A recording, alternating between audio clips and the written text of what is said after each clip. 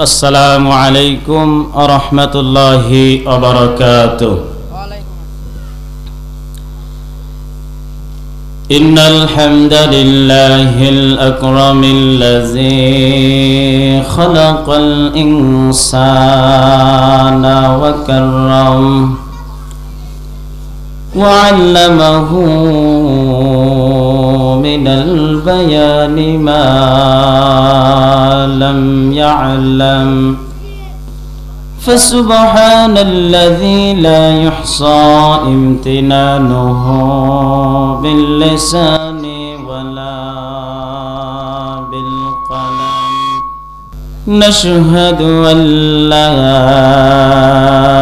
إله إلا الله وحده لا شريك له ونشهد أن سيدنا ومولانا محمدا عبده ورسوله الذي أرسله بالحق بشيرا ونذيرا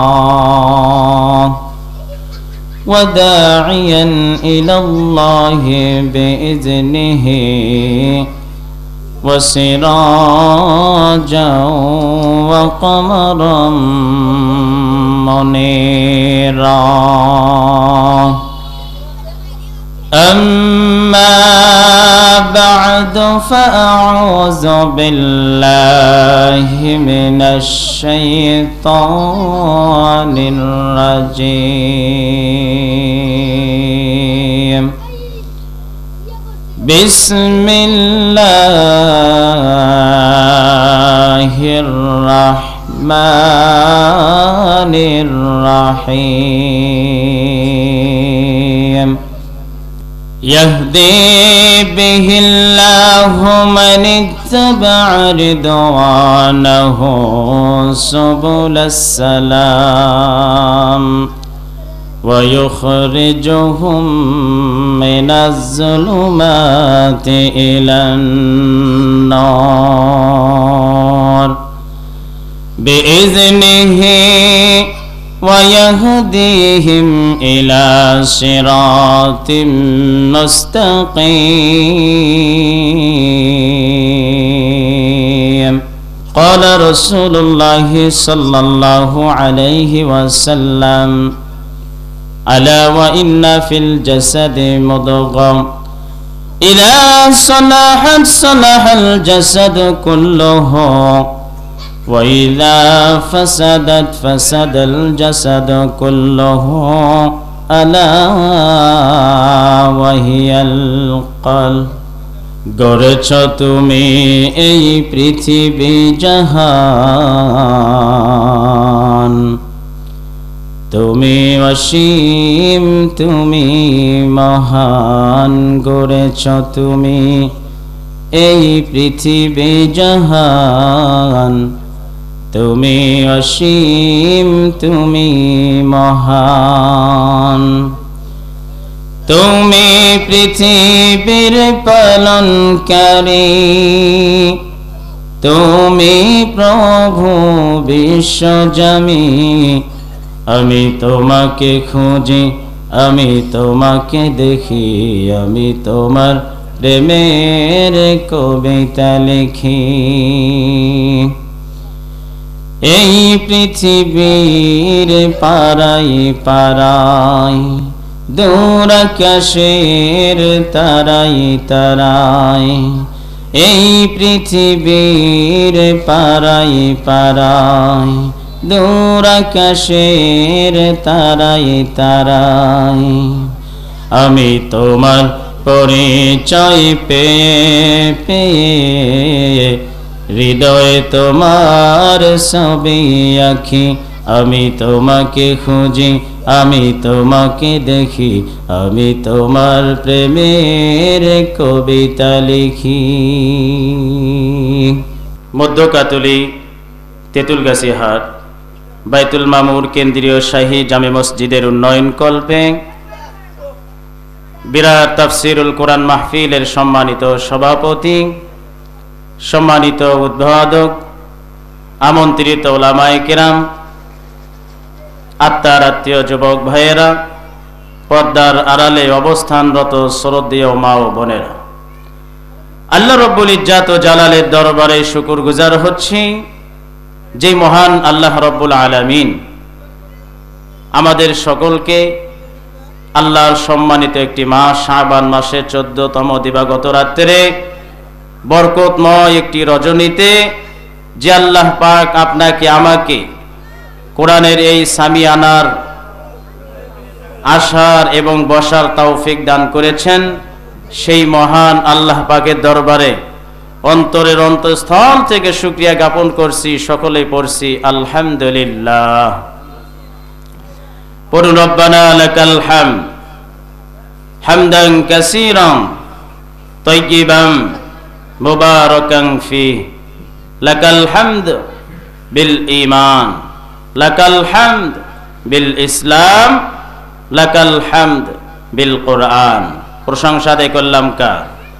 আল্লাহর প্রশংসা আদায় করলে আল্লাহ তাআলা অত্যন্ত খুশি হয়ে যায়, বলি সুবহানাল্লাহ।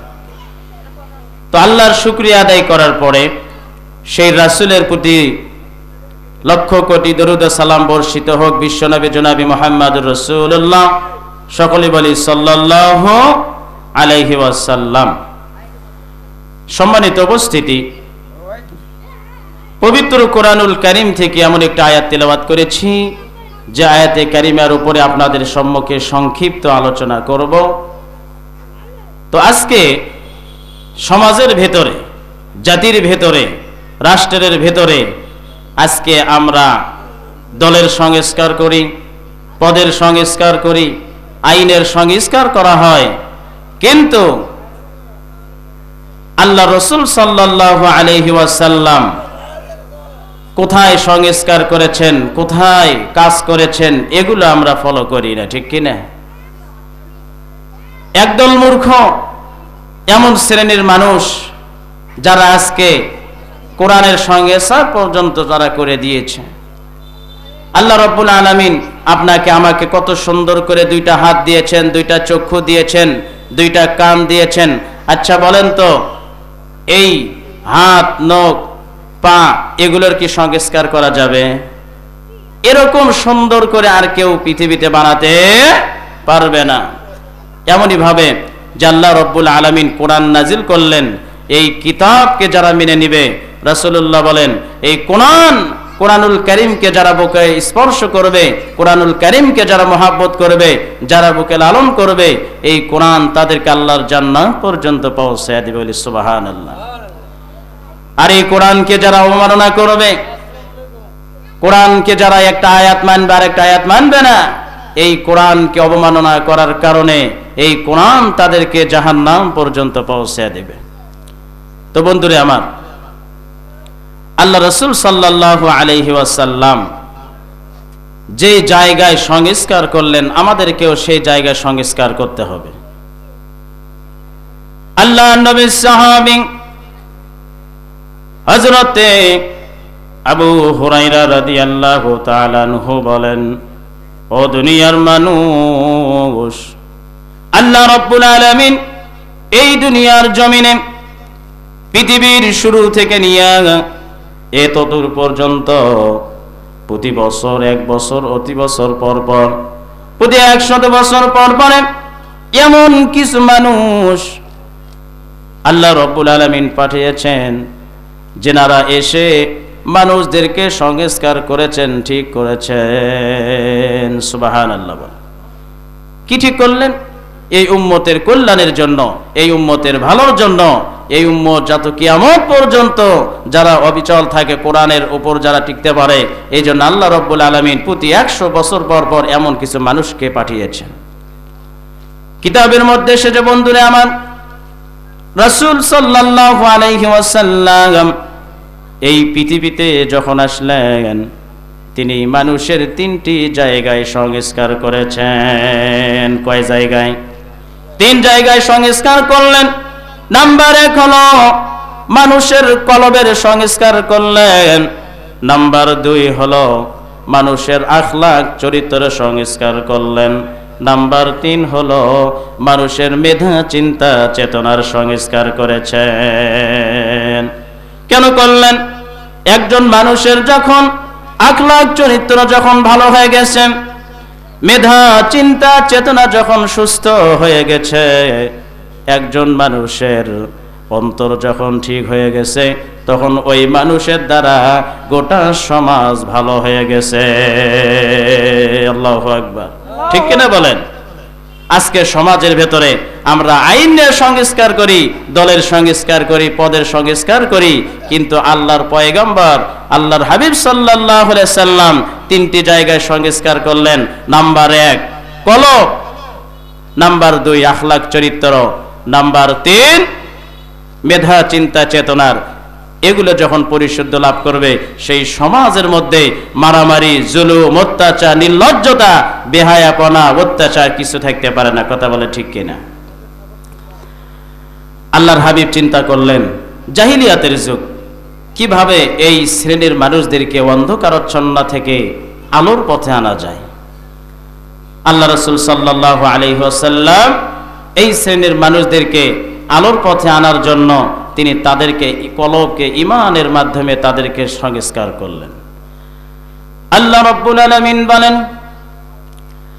ইয়াহদি বিহিল্লাহু মান ইত্তাবা'a রিদওয়ানাহু সুবুলাস সালাম ওয়া ইউখরিজুহুম মিনাজ যুলুমাতি ইলান নার বিইজনিহি وَيَهْدِيهِمْ إِلَى صِرَاطٍ مُسْتَقِيمٍ।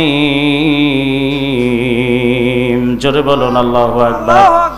ও বন্ধুরা আমার, আল্লাহ পাক বলেন, যারা আল্লাহর সন্তুষ্টির কামনা করে, আল্লাহ রব্বুল আলামিন পবিত্র কোরআনুল কারীম দ্বারা তাদেরকে নিরাপত্তার পথে পরিচালনা করেন।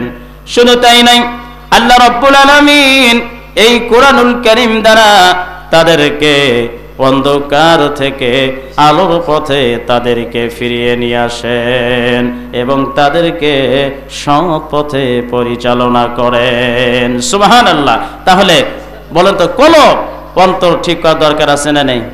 আছে না? আছে। ও বন্ধুরা আমার,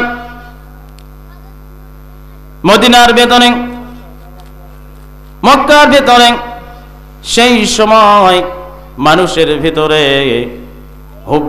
হুব্বে মাল, সম্পদের লোভ ছিল বন্ধুরে, টাকা পয়সার লোভ ছিল, ক্ষমতার জোর ছিল। আল্লাহর হাবিব সাল্লাল্লাহু আলাইহি সাল্লাম যখন ওই শ্রেণীর মানুষদের অন্তরে সংস্কার করলেন, এক পর্যায়ে সংস্কার করার কারণে কি হলো?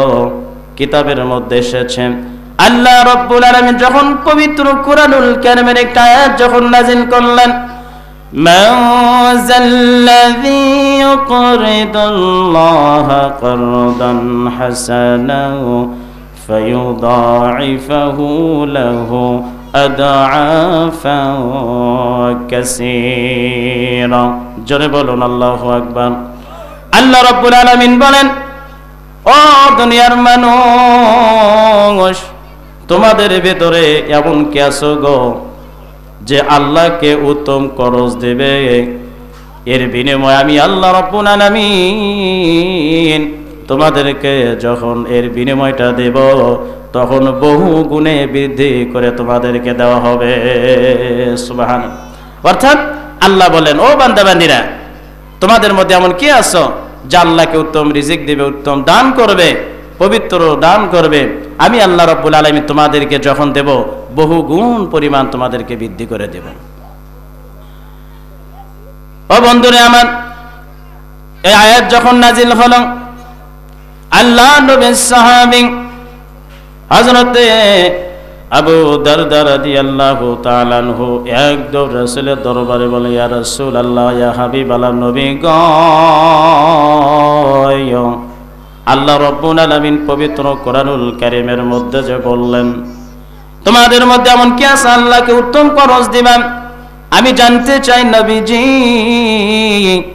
আল্লাহ যে উত্তম খরচ চান, আপনি বলেন তো আল্লাহর উত্তম রিজিক দেয়া কি করবেন? আল্লাহ উত্তম খরচ দেয়া কি বাড়ি বানাবেন নাকি তার কি প্রয়োজন? আল্লাহর হাবিব বলেন, হে আবু দারদা, আল্লাহ রাব্বুল আলামিন তার কোনো ঘর বাড়ির দরকার নাই, তার কোনো টাকা পয়সার দরকার নাই। তুমি আল্লাহ রাস্তায় দান করবে, উত্তম তুমি দান করবা, এর বিনিময়ে আল্লাহ রাব্বুল আলামিন তোমাদেরকে জান্নাত দান করবেন। সুবহানাল্লাহ বলেন। আয়াত নাযিল হওয়ার পরে আল্লাহর পয়গম্বরের জবান থেকে যখন এই কথা মুবারক শুনলেন, আল্লাহর নবী সাহাবী আবু দারদা রাদিয়াল্লাহু তাআলা আনহু ডাক দিয়ে বললেন, নবীজি,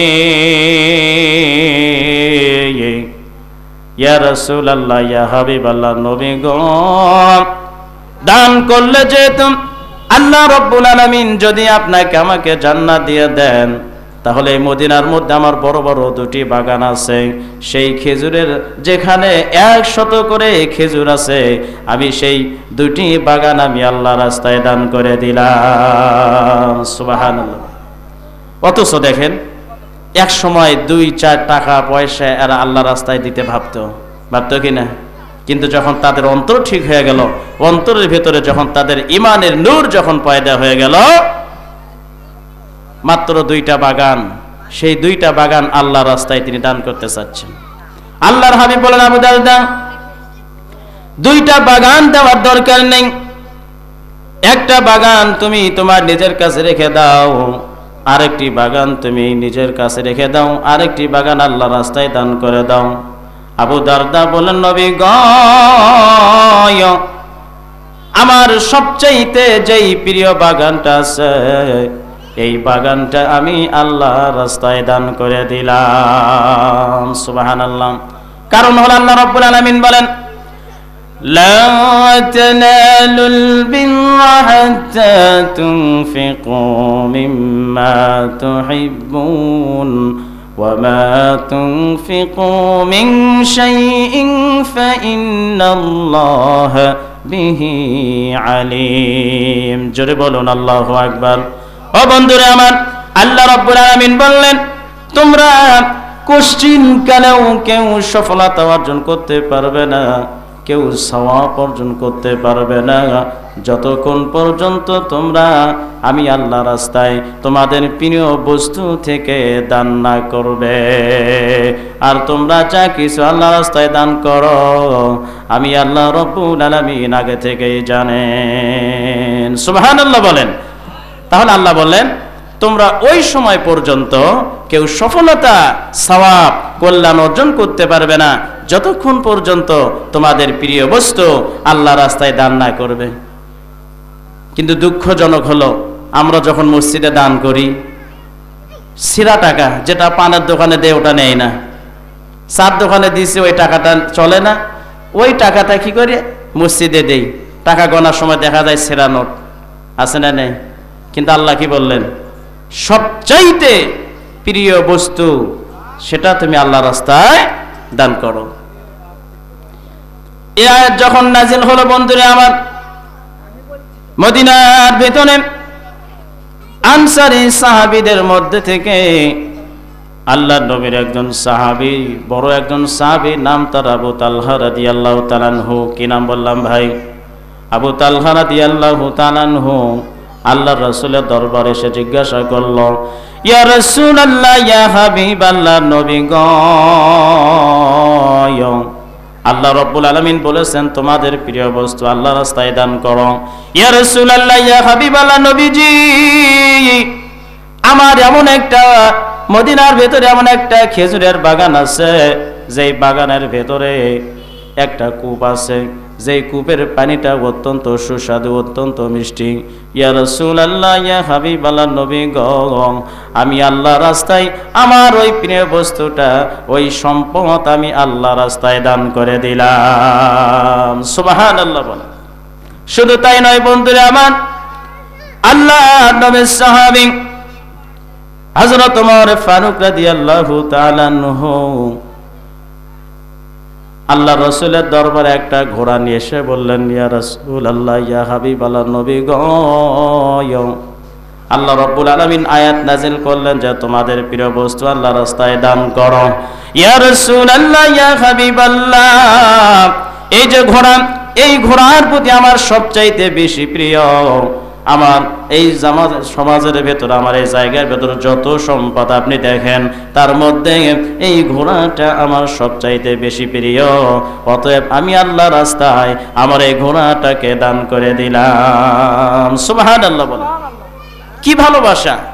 কোরআনের আয়াত যখন নাজিল হলো, এমন ভালোবাসা সৃষ্টি হয়ে গেল যে তাদের মধ্যে আর কোনো সংকীর্ণতা ছিল না। এমনই ভাবে আল্লাহ রাসূল সাল্লাল্লাহু আলাইহি ওয়াসাল্লাম ওই সমাজের মানুষদের সংকীর্ণতা দূর করে দিয়া মানুষের মধ্যে উদারতা সৃষ্টি করে দিয়েছেন, ভালোবাসা সৃষ্টি করে দিয়েছেন। রাসূলুল্লাহ বলেন, আল মুসলিমু আখুল মুসলিম, মুসলমান হলো মুসলমানের ভাই। একজন মুসলমান যখন কষ্টে থাকবে, যখন একজন মুসলমান বিপদে পড়ে যাবে, আরেকজন মুসলমান তার মুসলমান ভাইয়ের বিপদ দেখে কখনো নীরব থাকতে পারে না, ঠিক কিনা? কিন্তু আজকে আমাদের ভেতরে কি? আমরা মনে করি থাক, ওই কষ্টে পড়ে আছে, আমার কি? কিন্তু আল্লাহর রাসূল সাল্লাল্লাহু আলাইহি ওয়াসাল্লাম সাহাবায়ে কেরামদের ভেতরে এমন উদারতা সৃষ্টি করে দিয়েছেন, অহংকার, কিবির সব কিছু দূর হয়ে গেছে অন্তর থেকে। রাসূলুল্লাহ বলেন, আল্লাহ রাব্বুল আলামিন ওই শ্রেণীর মানুষদেরকে ভালোবাসেন যারা কিবির, অহংকার থেকে, নিজেদের অন্তর থেকে অহংকার দূর করে দিয়া, কিবির দূর করে দিয়া, সংকীর্ণতা দূর করে দিয়া আল্লাহ রাস্তায় দান করেন। আল্লাহর এই যারা দান করবে, এই শ্রেণীর মানুষেরা জান্নাতের নিকটবর্তী হয়ে যায়, মানুষের আপন হয়ে যায়, জান্নাতের নিকটবর্তী হয়ে যায়। সুবহানাল্লাহ। আর যারা কৃপণ, যারা আল্লাহ রাস্তায় দান করে না, এরা জাহান্নামের নিকটবর্তী হয়ে যায়, মানুষ থেকে এরা অনেক দূরে থাকে। এর বিনিময়ে আল্লাহ রব্বুল আলামিন এমন এদের ভেতরে তাকওয়ার গুণ থেকে আস্তে আস্তে এরা সরে যায়। কারণ তাকওয়ার এক নাম্বার গুণ হলো, আল্লাহ রব্বুল আলামিন বলেন, الذين ينفقون في السراء والضراء। আল্লাহ রাব্বুল আলামিন বলেন, যারা সচ্ছল অসচ্ছল সব অবস্থায় আল্লাহ রাস্তায় দান করে। সুবহানাল্লাহ বলেন। তাহলে এক নাম্বার যে গুণ, আমাদের কলব ঠিক করতে হবে। রাসূলুল্লাহ বলেন, আলা ওয়া ইন্না ফিল জাসাদি মুদগাম ইযা সালাহাত সালাহাল জাসাদু কুল্লুহু ওয়া ইযা ফাসাদাত ফাসাদাল জাসাদু কুল্লুহু আলা ওয়া হিয়াল কলব। রাসূলুল্লাহ বলেন, প্রত্যেকটি মানব শরীরের ভেতরে এমন একটি গোস্তের টুকরা আছে, সেই গোস্তের টুকরা যদি ঠিক হয়ে যায় তাহলে সেই মানুষটাও ঠিক হয়ে যাবে। সুবহানাল্লাহ। আর সেই গোস্তের টুকরা যদি নষ্ট হয়ে যায় তাহলে সেই মানুষটাও নষ্ট হয়ে যাবে। আর সেই গোস্তের টুকরা হলো কলব তথা অন্তর। অন্তর আমাদের আছে না নেই? আমরা যারা মোটরসাইকেল চালাই, যারা সিএনজি চালাই, যারা অটো চালাই, আচ্ছা বলেন তো, একটা স্টিয়ারিং আছে না নেই? এই স্টিয়ারিংকে আপনি ডান দিকে ঘোরালে ডান দিকে যাবে, বাম দিকে ঘোরালে বাম দিকে যাবে। আপনি যখন সোজা পথে নিয়ে যাবেন সোজা যাবে, তাই যাবে না ভাই? তো মানুষের, প্রত্যেকটি মানুষের অন্তরে একটা কলব আছে। এই কলব যদি আপনার ভালো হয়ে যায় তাহলে সেই মানুষ আল্লাহর জমিনে আল্লাহকে ভয় করবে, কোরআনকে ভালোবাসবে। কথা বলেন ঠিক কিনা? আর যদি অন্তর যদি খারাপ হয়ে যায় তাহলে তার দ্বারা সমাজের ভেতরে মারামারি, কাটাকাটি, জুলুম, অত্যাচার সব কিছু হবে, তাই না? তাহলে সর্বপ্রথম আমাদের কাজ হলো আমাদের কলবকে ঠিক করা। ও বন্ধুরে আমার, রাসূলুল্লাহ বলেন, নাম্বার 2 হলো প্রত্যেকটি মানুষের আখলাক, চরিত্র সংস্কার করেছেন। জাহিলিয়াতের যুগে আরব দেশের মানুষের মধ্যে তাদের মধ্যে উদারতা ছিল না, তাদের বদ মেজাজ কঠোরতা ছিল, রুক্ষ মেজাজ ছিল। আল্লাহর হাবিব বলেন, লা ইয়াদখুলুল জান্নাতাল জাওয়াজ ওয়ালাল জাযরিয়। রাসূলুল্লাহ বলেন, যারা কঠোর প্রকৃতির মানুষ, যারা রুক্ষ মেজাজের মানুষ, এই শ্রেণীর মানুষেরা কখনো আল্লাহর জান্নাতে প্রবেশ করবে না। কারণ রাসূলুল্লাহ বলেন, আল্লাহ রব্বুল আলামিন তিনি হলেন নরম, আর তিনি নম্রতা পছন্দ করেন। তিনি আল্লাহ রব্বুল আলামিন নম্রতার মাধ্যমে যেই পরিমাণ দিবেন, নম্রতা ছাড়া কঠোরতার মাধ্যমে ওই পরিমাণ তাকে দিবেন না। কথাকার আল্লাহ রাসূল তিনি বললেন, তাহলে আমাদের অন্তরে নম্রতা সৃষ্টি করার দরকার আছে না নেই? আছে না নাই? আছে। আল্লাহ রাসূল যখন ওই শ্রেণীর মানুষের জাহিলিয়াতের যুগে যখন তাদের অন্তরে যখন আখলাক চরিত্র যখন ঠিক হলো, তাদের মধ্যে আগে নির্লজ্জতা, বেহায়াপনা, শরম, লজ্জা সব কিছু তাদের ছিল, মারামারি, কাটাকাটি, জুলুম, দয়া মায়া বলতে তাদের কিছু ছিল না। কিন্তু যখন তাদের আখলাক চরিত্র আল্লাহ রাসূল যখন ঠিক করলেন, কেমন মায়া মহাব্বত তাদের অন্তরে হয়ে গেল। অথচ সেই জাহিলিয়াতের যুগে তাদের অন্তরে কোনো প্রকার মায়া মহাব্বত ছিল না। আপনারা শুনেছেন একজন সাহাবী, নাম তার দাহিয়া কালবি। কি নাম? দাহিয়াতুল কালবি রাদিয়াল্লাহু তাআলা আনহু। তিনি যখন মুসলমান হলেন, আল্লাহ রাসূলের দরবারে এসে বলল, ইয়া রাসূলুল্লাহ, ইয়া হাবিবাল্লাহ, নবী গো, আমি যে মুসলমান হয়ে গেলাম, আপনি বলেন তো এই দুনিয়ার জমিনে আমি এমন পাপ করেছি, এমন অপরাধ আমি করেছি, আমি যতই মুসলমান হয়ে যাই না কেন আমার মনে হয় আল্লাহ রব্বুল আলামিন আমাকে মাফ করবে না। দেখছেন, মুসলমান হয়েছে, তারপরে বলতেছে, ইয়া রাসূলুল্লাহ, আমি এমন পাপ করেছি আমার মনে হয় কি হবে না, মাফ হবে না। আল্লাহ রাসূল বললেন, এ দাহিয়াতুল কালবি, তুমি কি এমন পাপ করেছ? দাহিয়া কালবি ডাক দিয়ে বললেন, ইয়া রাসূলুল্লাহ, ইয়া হাবিবাল্লাহ, নবী গো, জাহিলিয়াতের যুগের কারণে ওই সময় আমি সফরে যাব, সফর থেকে ফিরতে আমার প্রায় 5-7 বছর লেগে যেতে পারে। এই সময় আমার স্ত্রীর পেটে সন্তান চলে আসলো। আমি আমার স্ত্রীকে ডাক দিয়ে বললাম, বিবি রে, তোমার পেটে যে বাচ্চা আছে, এই বাচ্চা যদি পুত্র সন্তান হয় তাহলে তাকে জীবিত রাখবা, আর যদি কন্যা সন্তান হয় তাহলে তাকে কবর দিবা। স্বামী বলল, জাহিলিয়াতের যুগ, কন্যা সন্তান হইলে কি দিত? জীবিত কবর দিত। বন্ধুরা আমার একটু গভীর মনোযোগ দিয়ে শোনেন। দাহিয়াতুল কালবি বলেন, নবী গো, জাহিলিয়াতের যুগের কারণে আমি যখন প্রায় 5-7 বছর পরে যখন আমি আমার বাড়িতে চলে আসলাম, বিবি আমার সব রকম খেদমত করলো। আমি দেখলাম সুন্দর একটা ফুটফুটে কন্যা সন্তান আমাকে আব্বু বলে ডাক দিল। ওই সময় আমার অন্তরে একটু দয়া মায়া হলো। আমি আবার বিবিকে ডাক দিয়ে বললাম, বিবি, এটা কার সন্তান গো? বলো, এটা কার সন্তান? বিবি ডাক দিয়ে বলো, স্বামী গো, এটা হলো আপনার কন্যা। ইয়া রাসূলুল্লাহ, ইয়া হাবিবাল্লাহ, নবীজি, আমি বিবিকে ডাক দিয়ে বললাম, বিবি রে, আমি তো তোমাকে বলেছিলাম তোমার যদি পুত্র সন্তান হয় তাহলে তাকে জীবিত রাখো, আর যদি কন্যা সন্তান হয় তাহলে তাকে হত্যা করো। কেন তুমি তাকে জীবিত রেখেছ? বাড়িতে যখন কন্যা সন্তান আব্বু বলে ডাক দেয়, কলিজাটা ঠান্ডা হয়ে যায়। আপনি দেখবেন সারাদিন আপনি ব্যস্ত, এমন ব্যস্ত, দিন শেষে যখন আপনি বাড়িতে আসবেন, আপনার সন্তান যদি আপনাকে আব্বু বলে ডাক দেয়, কেমন লাগে? অন্তরে সব রকম কষ্ট কি হয়ে যায়, দূর হয়ে যায়। তো জাহিলিয়াতের যুগ ঠিক আছে, কিন্তু কন্যা সন্তান যখন দাহিয়াতুল কলবি বলে বাবা বলে ডাক দেয়, তখন তার কলিজা ঠান্ডা হয়ে যায়। দাহিয়াতুল কলবি ডাক দিয়ে বললেন, ইয়া রাসূলুল্লাহ, ইয়া হাবিবাল্লাহ, নবীজি, কিন্তু আমি যখন বাহিরে চলে যাই জাহিলিয়াতের যুগের কারণে আমাকে লোকেরা ডাক দিয়ে বলে, দাহিয়া, তুমি সমাজের ভেতরে একটা ঘৃণিত কাজ করেছ, এমন একটা পাপ কাজ তুমি কেন করলা? তুমি ভালো করে জানো কন্যা সন্তান এই সমাজের ভেতরে চলে না, আর সেই কন্যা সন্তানই তুমি এখানে লালন করেছ। আচ্ছা বলেন তো, মনের মধ্যে ওই যে তিরস্কার আছে না নেই?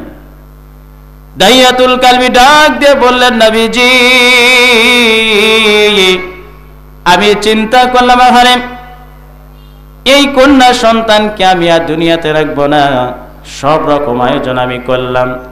আমি যখন বাড়িতে চলে গেলাম, বিবিকে ডাক দিয়ে বললাম, বিবি রে, বহুদিন হলো তোমার বাবার বাড়িতে আমার যাওয়া হয় না, আমার কন্যা সন্তানকে একটু সুন্দরভাবে সাজাইয়া দাও, আমি তাকে নিয়ে তোমার বাবার বাড়িতে যাব।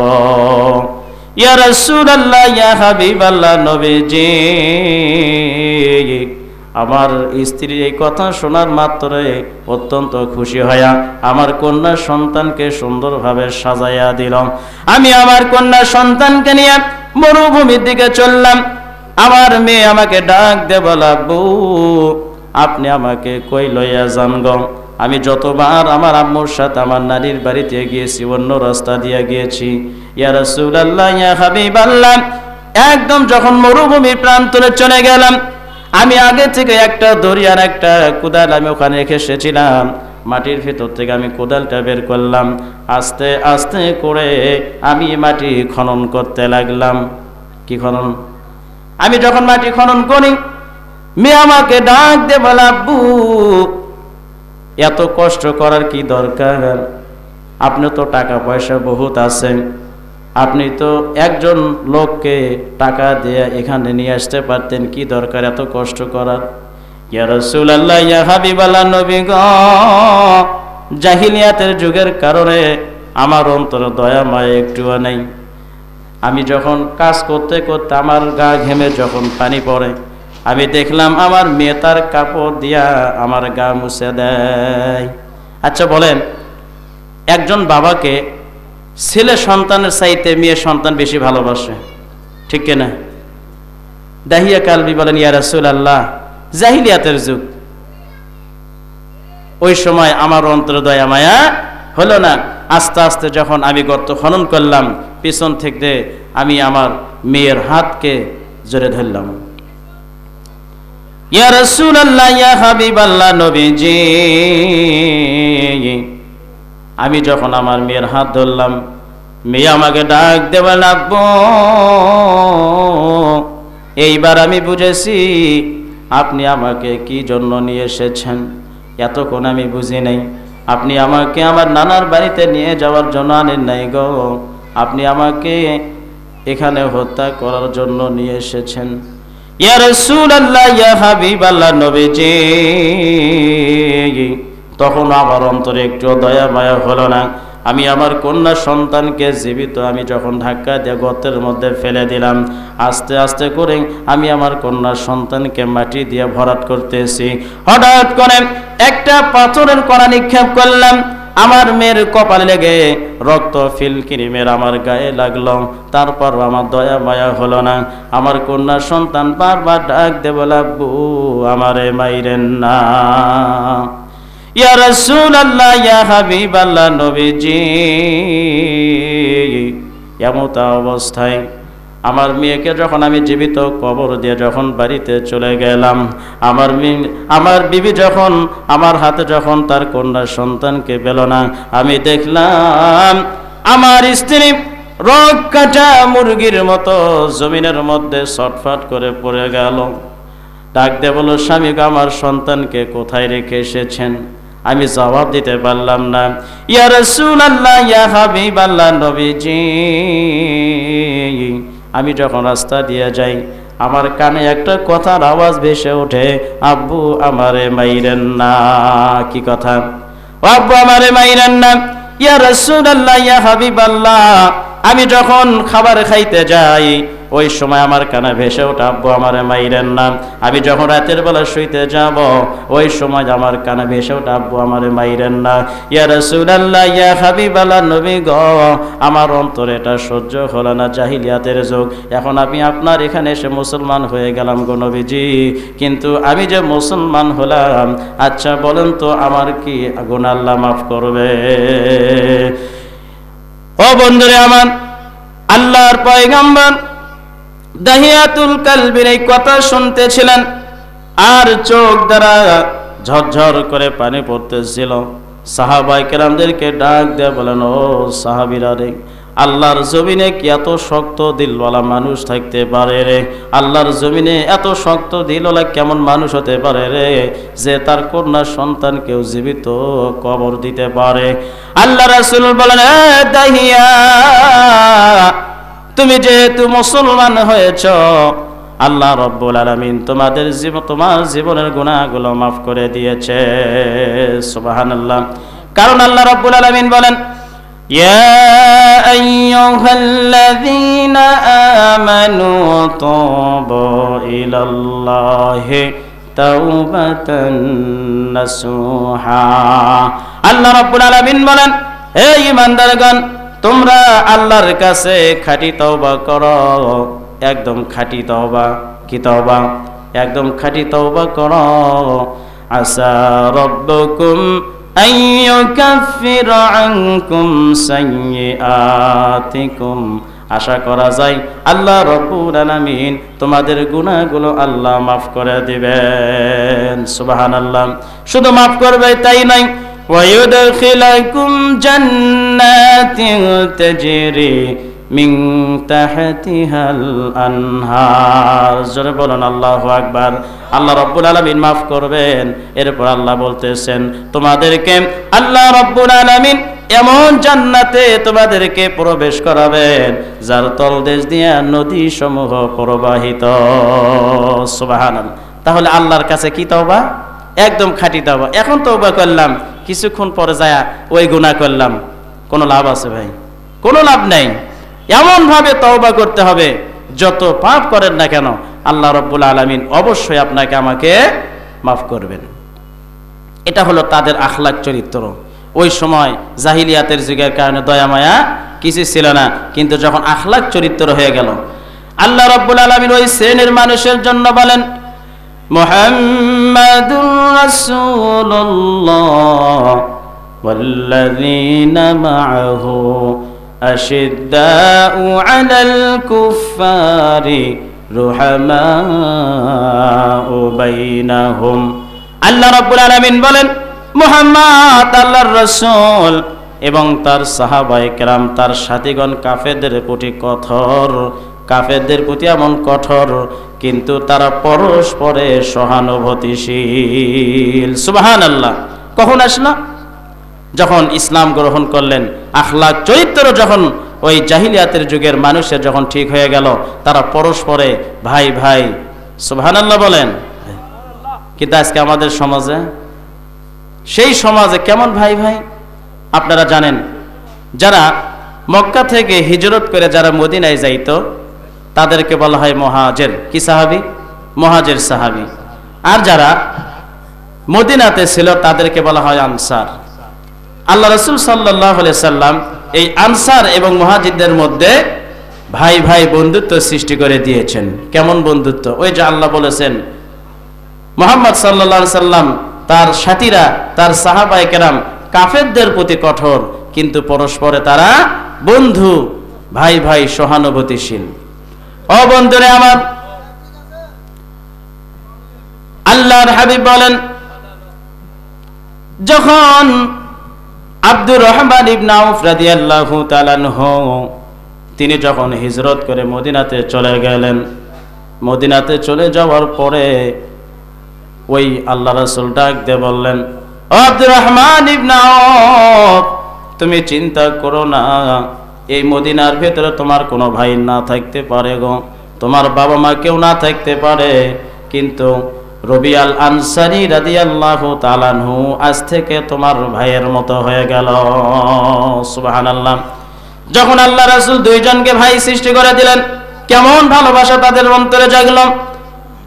রাবিয়া আল আনসারী ডাক দিয়ে বলল, ও আব্দুর রহমান ইবনে আউফ, তুমি আমার ভাই, কোনোদিন তোমাকে দেখি নাই, কিন্তু আল্লাহর পয়গম্বর যেহেতু তোমাকে আমাকে ভাইয়ের মতো বানিয়ে দিয়েছেন, তাহলে শোনো, আমার এই মদিনার ভেতরে যত সম্পদ আমার আছে, সমস্ত সম্পদগুলোকে দুই ভাগ করব, এক ভাগ তোমাকে দেব, আরেক ভাগ আমি আমার নিজের কাছে রেখে দেব। আর আমার এই মদিনার ভেতরে কয়েকজন স্ত্রী আছে, তুমি যদি চাও আমার যে স্ত্রীকে তোমার পছন্দ হয় আমি তাকে তালাক দিয়ে দেব, ইদ্যত শেষ করার পরে আমি তোমার সঙ্গে বিবাহ দিয়ে দেব। কেমন ভালোবাসা! এমন আমাদেরকে যদি কেউ এরকম বলতো, তাহলে আমরা সঙ্গে সঙ্গে টাকা পয়সা নিয়ে নিতাম। কথা বলেন না কে? কিন্তু আব্দুর রহমান ডাক দিয়ে বললেন, রাবিয়া আল আনসারী, আল্লাহ রাব্বুল আলামিন তোমার সম্পদেও বরকত দান করুন, তোমার পরিবারও বরকত দান করুক। তোমার কোনো সম্পদ আর তোমার পরিবার আমার কোনো দরকার নাই, তবে তুমি এতটুকু উপকার করতে পারো, এই মদিনার ভেতরে যে বড় একটা বাজার আছে, এই বাজারটা আমাকে দেখে দিতে পারো। পরের দিন রাবিয়া আল আনসারী রাদিয়াল্লাহু তাআলা আনহু আব্দুর রহমান ইবনে আউফ রাদিয়াল্লাহু তাআলা আনহুকে ওই মদিনার একটা বাজার দেখালেন। আব্দুর রহমান ইবনে আউফ রাদিয়াল্লাহু তাআলা আনহু বাজারে গেলেন। বাজারে যাওয়ার পরে সামান্য কিছু ঘি এবং পণ্য কিনে বিক্রি করতে লাগলেন। আল্লাহ রাসূল তার জন্য দোয়া করলেন, এমন বরকতের দোয়া, তিনি বলেন 2-1 মাসের ভিতরে আল্লাহ রাব্বুল আলামিন তাকে মদিনার মধ্যে বড় একজন ব্যবসায়ী পরিণত করে দিলেন। সুবহানাল্লাহ। এজন্য আল্লাহ রাব্বুল আলামিন বলেছেন, ومن يهاجر في سبيل الله يجد في الأرض مراغما كثيرا وسعا।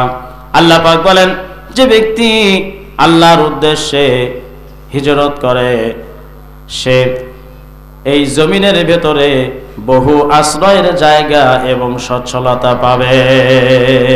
সুবহানাল্লাহ। ওই যে আল্লাহর উদ্দেশ্যে মক্কা থেকে হিজরত করে বাবা মা ধন সম্পদ সব কিছু রাইখা মদিনাতে গেল, কিন্তু আল্লাহ রাব্বুল আলামিন তার ব্যবসার মধ্যে এমন বরকত দিলেন। আব্দুর রহমান ইবনে আউফ রাদিয়াল্লাহু তাআলা আনহু বলেন, আমি যেই জায়গাতে হাত দেই, যেই সম্পদকে হাত দেই, আল্লাহ রাব্বুল আলামিন ওই জিনিসটাকে স্বর্ণে পরিণত করে দেন। সুবহানাল্লাহ বলেন। ও বন্ধুরা আমার, তাহলে রাসূল সাল্লাল্লাহু আলাইহি ওয়াসাল্লাম 1 নাম্বার মানুষের অন্তরের সংস্কার করেছেন, নাম্বার 2 আখলাক চরিত্রের সংস্কার করেছেন, নাম্বার 3 আল্লাহর হাবিব প্রত্যেকটি মানুষের মেধা চিন্তা চেতনা সংস্কার করেছেন। কারণ আপনার আমার চিন্তা চেতনা যদি ভালো হয়, তাহলে এই সমাজের মানুষ ভালো হয়ে যাবে, ঠিক কিনা? আর আমার চিন্তা চেতনা যদি খারাপ হয়, চোখ দ্বারা আমি খারাপ জিনিস দেখব, কান দ্বারা আমি খারাপ কথা শুনব, হাত দ্বারা খারাপ কাজ করব, পা দ্বারা অন্যায় পথে যাব, ঠিক কিনা? এজন্য আল্লাহ রাব্বুল আলামিন বলেন, ওয়ালাকাদ যারানা লিজাহান্নামা কাসীরাম মিনাল জিন্নি ওয়াল ইনস। আল্লাহ পাক বলেন, হে দুনিয়ার মানুষ, আমি আল্লাহ রাব্বুল আলামিন বহু মানুষ এবং জিনকে জাহান্নামের জন্য সৃষ্টি করেছি। কিসের জন্য ভাই? জাহান্নামে দেওয়ার জন্য। তারা হলো কারা? আল্লাহ রাব্বুল আলামিন বলেন, লাহুম কুলুবুন লা ইয়াফকাহুনা বিহা, তাদের কলব আছে কিন্তু এই কলব দ্বারা তারা চিন্তা ফিকির করে না। আল্লাহ পাক বলেন, ওয়ালাহুম আযানুন লা ইয়াসমাউনা বিহা। আল্লাহ রাব্বুল আলামিন বলেন, ওয়ালাহুম আ'য়ুনুন লা ইউবসিরুনা বিহা। আমি আল্লাহ রাব্বুল আলামিন তাদেরকে চোখ দিয়েছি, কিন্তু এই চোখ দ্বারা তারা ভালো মতো যাচাই বাছাই করে না। ওয়ালাহুম আযানুন লা ইয়াসমাউনা বিহা। তাদের কান আছে, কিন্তু এই কান দ্বারা তারা ভালো মন্দ যাচাই বাছাই করে না। উলাইকা কাল আনআমি বাল হুম আদল উলাইকা হুমুল গাফিলুন। আল্লাহ রাব্বুল আলামিন বলেন, এরা হলো চতুষ্পদ জানোয়ারের চাইতেও নিকৃষ্ট, এরা হলো গাফেল। কাদের কথা বললেন? আমি আল্লাহ রাব্বুল আলামিন প্রত্যেকটি মানুষের কলব দিয়েছি, চোখ দিয়েছি, কান দিয়েছি। দিছে না ভাই? দিছে না? দেয় নাই। এখন চোখ দ্বারা আপনি চিন্তা ফিকির যদি করেন যে চোখ দ্বারা আল্লাহ এত সুন্দর দুইটা জিনিস দিলেন, চোখ দিলেন, ভালো জিনিস দেখবো, কিন্তু আপনি যদি খারাপ জিনিস দেখেন, আল্লাহকে এই জন্য দিছে? দেয় নেই। এই হোটেলগুলোতে দেখা যায় চা খায়, বিড়ি খায়, আর কি করে? ওই যে সিনেমা দেখে, তাই দেখে না? যারা যখন সিনেমা দেখে ওই হোটেলগুলোতে আমি দেখি তাদের চোখের গুণা, কানের গুণা, কারণ চোখ দ্বারা দেখতে হয়, কান দ্বারা কি করতে হয়? শুনতে হয়, তাই না? অন্তর দ্বারা একবারে সুন্দরভাবে মনোযোগ সহকারে দেখতে হয়, ইমানও শেষ। এই জন্যই তো চোখ গেল রে, কান গেল রে, মান গেল রে, প্রাণ গেল রে, টিভির জ্বালাই হাই ডিসেন্টি নাই, টিভির জ্বালাই। কথা বলেন ঠিক কিনা? চোখ গেল রে, কান গেল রে, মান গেল রে, প্রাণ গেল রে, টিভির জ্বালাই হাই ডিসেন্টি নাই, টিভির জ্বালাই। ইমান রাখা দায়, নাউজুবিল্লাহ, নগণ সবে ফেলছে বেকায়দায়। ইমান রাখা দায়, নাউজুবিল্লাহ, নগণ সবে ফেলছে বেকায়দায়। চোখ গেল রে, কান গেল রে, মান গেল রে, প্রাণ গেল রে, টিভির জ্বালাই হাই ডিসেন্টি নাই, টিভির জ্বালাই। ঠিক কিনা? তাহলে চোখ দ্বারা আপনাকে আমাকে কি দেখতে হবে? ভালো জিনিস দেখতে হবে, কান দ্বারা ভালো কথা শুনতে হবে, হাত দ্বারা ভালো কাজ করতে হবে, তাহলে আল্লাহ বলতেছেন ভালো। আর যদি আর উল্টা বিপরীত করি, উলাইকা কাল আনআম, চতুষ্পদ জানোয়ারের চাইতেও নিকৃষ্ট। রাস্তা দিয়ে কুকুর যায় কি যায় না? এই কুকুরের চাইতে ওই শ্রেণীর মানুষ খারাপ, যাদের কলব আছে, হৃদয় আছে, সব কিছু আছে, চোখ আছে, কান আছে, কিন্তু তারা ভালো মন্দ উপলব্ধি করে না। এখন আসুন, এই মেধা দ্বারা আল্লাহ তাআলা যা আপনাকে আমাকে মেধা দিয়েছেন, এই মেধা দ্বারা চারটি জিনিসের স্মরণ করা। কয়টি জিনিস? রাসূলুল্লাহ বলেন, তাফাক্কারু ফি খালকিল্লাহি, তোমরা দুনিয়ার ভিতরে, আল্লাহর জমিনের ভিতরে আল্লাহর মাখলুক নিয়ে তোমরা চিন্তা ফিকির করো। কি নিয়া? আপনি আমি যদি চিন্তা করি, আরে আল্লাহ রাব্বুল আলামিন কত সুন্দর করে আসমান সৃষ্টি করলেন। আল্লাহ তাআলা বলেন, খালাকাস সামাওয়াতি ওয়াল আরদা বিল হক। আল্লাহ রাব্বুল আলামিন যথাযথভাবে সুন্দরভাবে আসমান জমিন সৃষ্টি করেছেন। সুবহানাল্লাহ বলেন। গাছপালা, তরুলতা, চন্দ্র তারকারাজি কে সৃষ্টি করেছেন? কথা বলেন না কে? আল্লাহ সৃষ্টি করেছেন। এত সুন্দর দুনিয়া, সুন্দর মানুষ, সুন্দর আসমান, সুন্দর জমিন, সুন্দর সুন্দরে সুন্দরে পাল্লা। জানি না কত সুন্দর তুমি আল্লাহ, জানি না কত সুন্দর তুমি আল্লাহ। কথা বলেন ঠিক কিনা? ও বন্ধুরা আমার, আল্লাহর মাখলুক নেই মেধা দ্বারা চিন্তা করা, কিন্তু আল্লাহ তাআলাকে নিয়ে চিন্তা করা যাবে না। আল্লাহর পয়গম্বর তিনি দেখলেন কয়েকজন মানুষ আল্লাহকে নিয়ে চিন্তা করছে। আহারে, তারা চিন্তা করলাম, আল্লাহ আমাকে বানালেন, আল্লাহ আমাকে বানালেন, এই গোটা পৃথিবী বানালেন, তাহলে আল্লাহকে কে বানালো? এরকম চিন্তা আসে না? নাই। তাদের চিন্তা যাতে অন্যদিকে চলে যায়।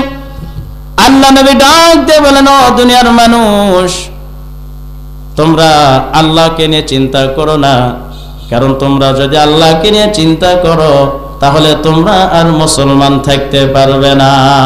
তাহলে আপনাকে আমাকে আল্লাহর কি চিন্তা করতে হবে? সৃষ্ট বস্তু নিয়ে চিন্তা করতে হবে।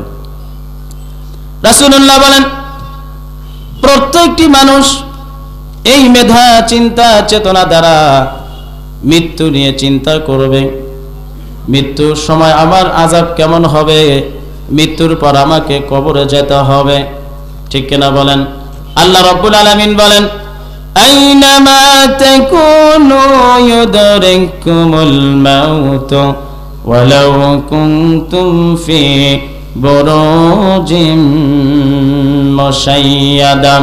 আল্লাহ রাব্বুল আলামিন বলেন, তোমরা যেখানেই থাকো না কেন মৃত্যু তোমাদেরকে পাকড়াও করবে, যদিও তোমরা সুদৃঢ় দুর্গে অবস্থান করো।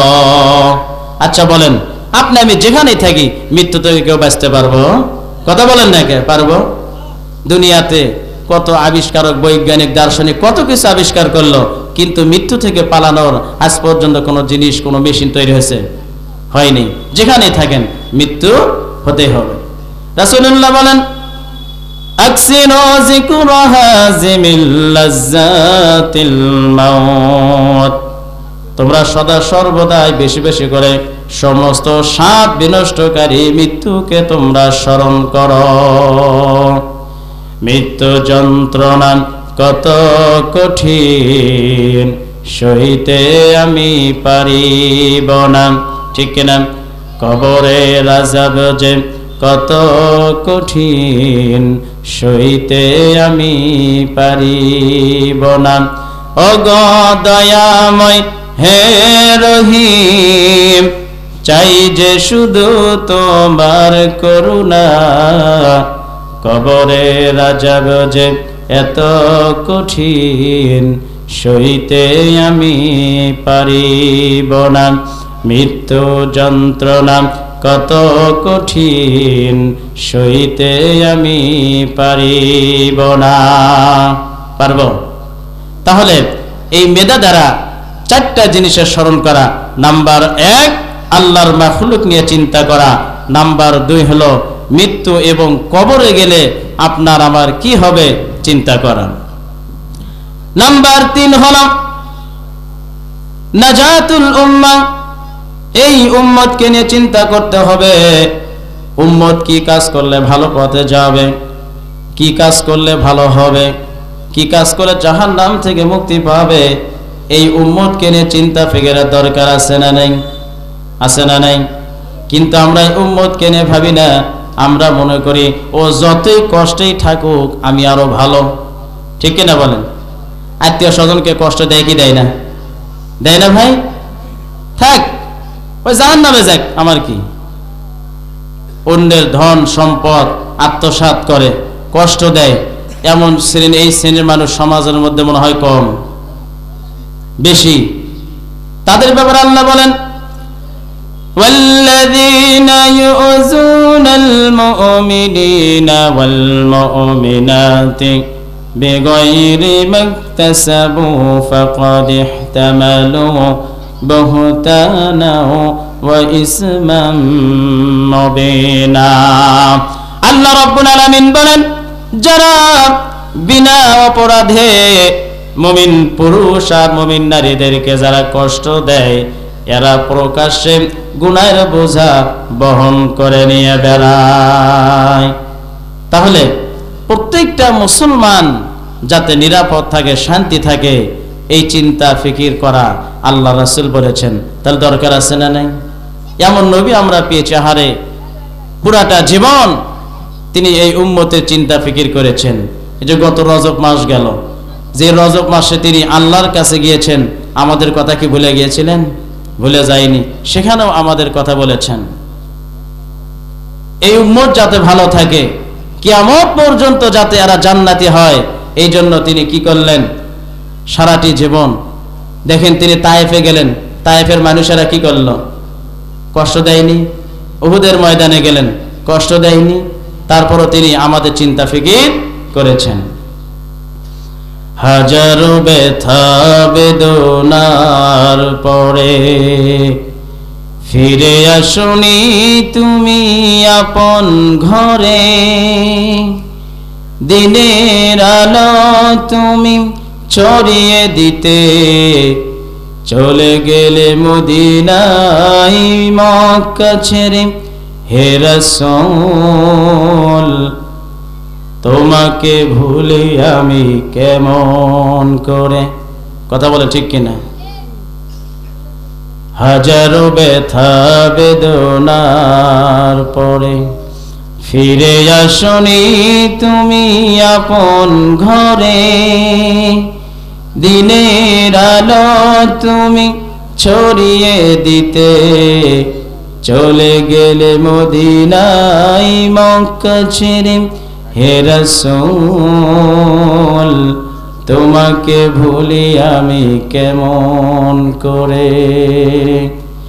খেয়ে না খেয়ে দিন প্রচারের কাজে নিজেকে দিয়েছ বিলিয়ে, তাইফের ময়দানে চিনল না সে আলো, দুষ্ট ছেলেদের পিছু দিল লেলিয়ে।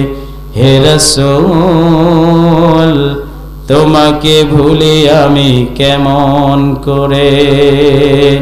আচ্ছা, সেই রাসূলকে আমাদেরকে ভালোবাসতে হবে। তাহলে সেই রাসূল বললেন যে তোমরা এই উম্মতকে নিয়ে কি করো? চিন্তা ফিকির করো। তাহলে এই উম্মতের চিন্তা ফিকিরের দরকার আছে না নেই? আছে। নাম্বার 4 হলো রাসূলুল্লাহ বলেন প্রত্যেকটি মানুষ তার মেধা চিন্তা চেতনা দ্বারা কোরআন এবং হাদিস নিয়ে চিন্তা করবে। কি নিয়ে ভাই? কোরআন এবং হাদিস নিয়ে যদি আপনি চিন্তা করেন, কোরআনের ভেতরে আল্লাহ বলেছেন যালিকাল কিতাবু লা রাইবা ফিহি হুদাল লিল মুত্তাকিন। জোরে বলুন আল্লাহু আকবার। আল্লাহ রাব্বুল আলামিন বলেন এটি এমন একটি কিতাব যেই কিতাবের ভিতরে কোনো প্রকার সন্দেহ নাই, আর এটা হলো মুত্তাকিদের জন্য। কাদের জন্য? কাদের জন্য? মুত্তাকি। তাহলে মুত্তাকি যদি আপনি আমি হতে চাই, তাহলে বলেন তো আল্লাহর ইবাদত করার দরকার আছে না নাই? আছে না নাই? কিন্তু সেই ইবাদত কি আমাদের আছে? আছে? নেই। সেরকম ইবাদত ছিল সাহাবায়ে কেরামদের ভেতরে। কেমন তাকওয়া তারা অর্জন করেছেন। আল্লাহ নবীর সাহাবী হযরত আবু বকর সিদ্দিক রাদিয়াল্লাহু তাআলা আনহু তিনি যখন পবিত্র কোরআনুল কারীমের একটা আয়াত যখন তিলাওয়াত করলেন, ইন্নাল্লাহা আশতারা মিনাল মুমিনিনা আনফুসাহুম ওয়া আমওয়ালাহুম বিআন্না লাহুমুল জান্নাহ। আল্লাহ রাব্বুল আলামিন বলেন নিশ্চয় আমি আল্লাহ রাব্বুল আলামিন মুমিনের জানমাল ক্রয় করে নিয়েছি জান্নাতের বিনিময়ে। কিসের বিনিময়ে? এই মুমিনেরা তার জান দিয়া তার মাল দিয়া আমি আল্লাহর ইবাদত করবে, এর বিনিময়ে আমি আল্লাহ রাব্বুল আলামিন তাদেরকে জান্নাত দেব। এই আয়াত যখন তিনি তেলাওয়াত করলেন তার চোখ দিয়ে ঝরঝর করে পানি পড়ল। আল্লাহ রাসূল ডাক দিয়ে বললেন আবু বকর তুমি এত পরিমাণ তুমি কেন কান্না করলা? আবু বকর সিদ্দিক ডাক দিয়ে বললেন ইয়া রাসূলুল্লাহ ইয়া হাবিবাল্লাহ নবী গো, আল্লাহ রাব্বুল আলামিন পবিত্র কোরআনুল কারীমের মধ্যে বলেছেন আমি আল্লাহ রাব্বুল আলামিন মুমিনের জানমাল ক্রয় করে নিয়েছি জান্নাতের বিনিময়ে।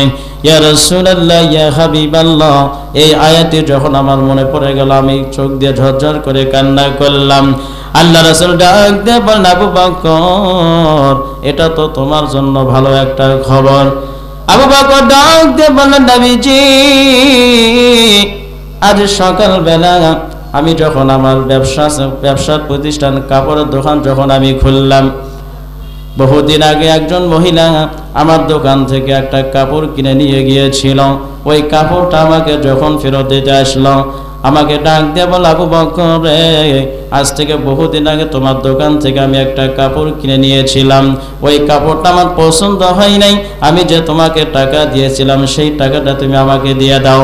আমি ডাক দিয়ে বললেন মা গো এটা তো তুমি বহুদিন আগে নিয়েছো, এতদিন পরে কেন ফেরত দিতে আসলাম? মহিলা ডাক দিয়ে বলে আবু বকর রে তোমার দোকানের কাপড় আমার পছন্দ হয়নি, তোমার কাপড় তুমি ফেরত নাও, আমি যে তোমাকে টাকা দিয়েছিলাম সেই টাকা তুমি আমাকে ফেরত দাও। ইয়া রাসূলুল্লাহ, ইয়া হাবিবাল্লাহ, নবীজি,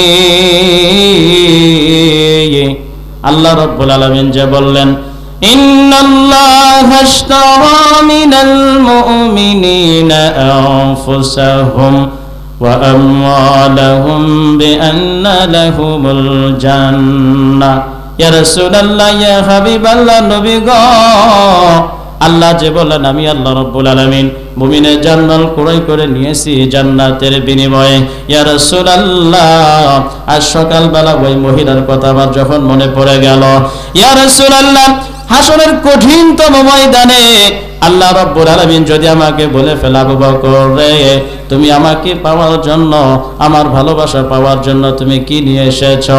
আমি আবু বকর যদি ডাক দিয়ে বলি, রব্বুল আলামিন, তোমার ভালোবাসা পাওয়ার জন্য আমি দুনিয়াতে তোমার ইবাদত করেছি, তোমার জান্নাত পাওয়ার জন্য, তোমার মহব্বতে আমি তোমাকে সব কাজ, তোমার ইবাদত বন্দেগীতে আমি পরিণত করে দিয়েছি। আল্লাহ রাব্বুল আলামিন যদি ডাক দিয়ে বলে, আবু বকর, আমি আল্লাহ রাব্বুল আলামিন তোমাকে যে জান্নাতের ওয়াদা আমি দিয়েছিলাম, তোমার ওই দুনিয়াতে ইবাদত করেছ, আমার পছন্দ হয় নাই, আমি যে তোমাকে জান্নাতের ওয়াদা দিয়েছি সেই জান্নাতটা তুমি আমাকে ফেরত দাও, আর তুমি যা যা করেছো তোমার ওগুলো তুমি ফেরত দাও। ইয়া রাসূলুল্লাহ, ইয়া হাবিবাল্লাহ, নবী গো, আচ্ছা বলেন তো ওই সময় আমার কি উপায় হবে? এই কথা চিন্তা করে আমি কান্না করি। সুবহানাল্লাহ। বলেন তো কার ভয়? আল্লাহর ভয়। এরা হলো তাকওয়া। এদের ব্যাপারে আল্লাহ বললেন, হুদাল লিল মুত্তাকিন, যারা মুত্তাকি হবে এদের জন্য এই কোরআন। তাহলে আমাদেরকে মুত্তাকি হওয়ার দরকার আছে না নেই? এই কোরআনকে ভালোবাসবো, কোরআনের মহব্বত করব, দরকার আছে না নেই? কারণ আপনি যদি কোরআনকে মানেন তাহলে কোরআনের ভিতরে আল্লাহ কি বলেছেন? والسارق والسارقة فاقطعوا أيديهما جزاء بما كسبا نكالا من الله। আল্লাহ রাব্বুল আলামিন বলেন, চোর পুরুষ হোক আর নারী হোক তাদের হাত কেটে দাও। কি দাও? চোর পুরুষ হোক যে চুরি করে আর মহিলা হোক হাত কেটে দাও। এটা আল্লাহর পক্ষ থেকে তাদের জন্য শিক্ষণীয় শাস্তি। তাহলে কোরআনের এই আয়াত যদি আমরা মানি, তাহলে এই সমাজের ভেতরে যদি কেউ চুরি করে আর যদি হাত কেটে দেওয়া হয়, বলেন তো চোর থাকবে? কথা বলেন না কে? চোর থাকবে। কিন্তু আমরা মনে করি কি, ডাব চুরি করলো, নারকেল চুরি করলো, তারপরে খেজুর চুরি করে, সুপারি চুরি করে, এদের বিচার হয়? হয় কি হয় না? কিন্তু সমাজের ভেতরে, রাষ্ট্রের ভেতরে বড় বড় চোর আছে না নেই? উপর দিয়ে কলম ঠেকায় আর নিচ দিয়ে টাকা খায়, এরা হলো বড় চোর। সমাজের মধ্যে কম না বেশি? রাষ্ট্রের ভেতরে কম না বেশি? ওই জায়গায় তো বসে আছে বড় চোর। আবার এদেরকে আমরা শিক্ষিত বলি। দুর্নীতির একরাই বসে জাহিল করলো জ্ঞান, কলম দিয়ে কামাই টাকা আবার ধরে সাধুর ভান, ওরা শিক্ষিত শয়তান, ওরা শিক্ষিত শয়তান। কথা বলেন ঠিক কিনা? দুর্নীতির একরাই বসে জাহিল করলো জ্ঞান, কলম দিয়া কামাই টাকা আবার ধরে সাধুর ভান, ওরা শিক্ষিত শয়তান, ওরা শিক্ষিত শয়তান।